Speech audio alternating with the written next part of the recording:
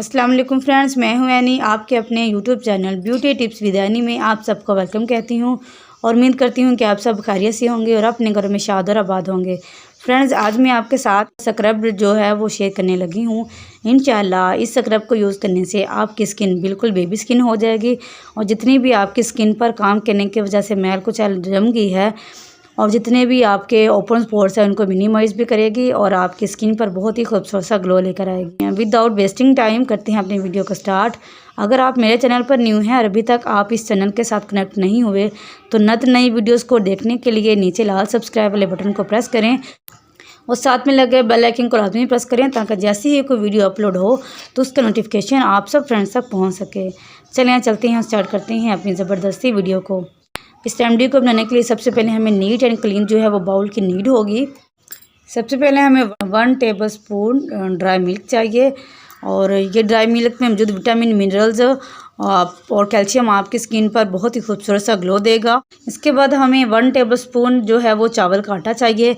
चावल का आटा आपकी स्किन पर तमाम ड्राइनेस को रिमूव करेगा, आपकी स्किन को ग्लो करेगा, आपकी स्किन को हेल्दी होने में आपकी हेल्प करेगा। जापानीज़ लोग अपनी स्किन को ग्लो करने के लिए चावल के आटे को बहुत ज़्यादा यूज़ करते हैं। अगर आप चाहते हैं कि आपके हेयर बहुत ज़्यादा ग्रोथ करें, चावल को बॉयल करने के बाद जो पानी बच जाता है इससे अपने बालों को वॉश करें तो इंशाल्लाह इससे आपके जो बाल हैं वो बहुत लंबे और बहुत ज़्यादा हेल्दी हो जाएंगे।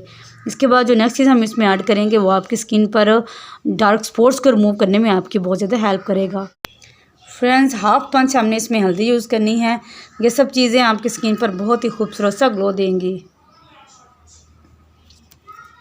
अब इन सब चीज़ों को आपने अच्छी तरह से मिक्स कर लेना है।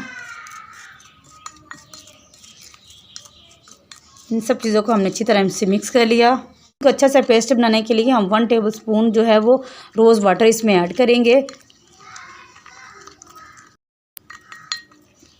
ये देखें जी, अब ये एक बहुत ही ज़बरदस्त चीज़ जो रेमेडी है वो बनकर तैयार हो चुकी है।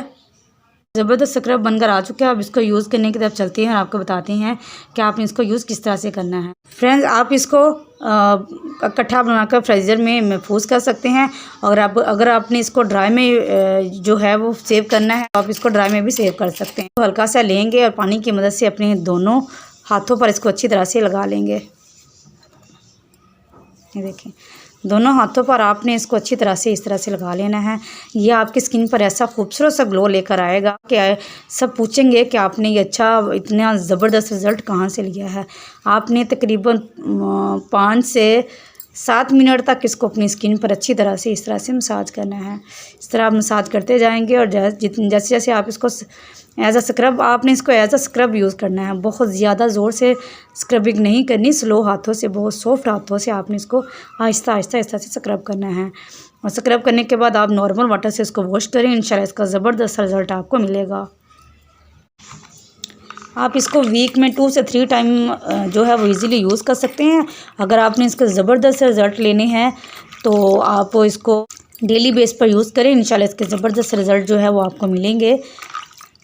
ये देखें, चावल का आटा स्किन को नीट और क्लीन करने और स्किन को ब्राइट करने के लिए यूज़ किया जाता है।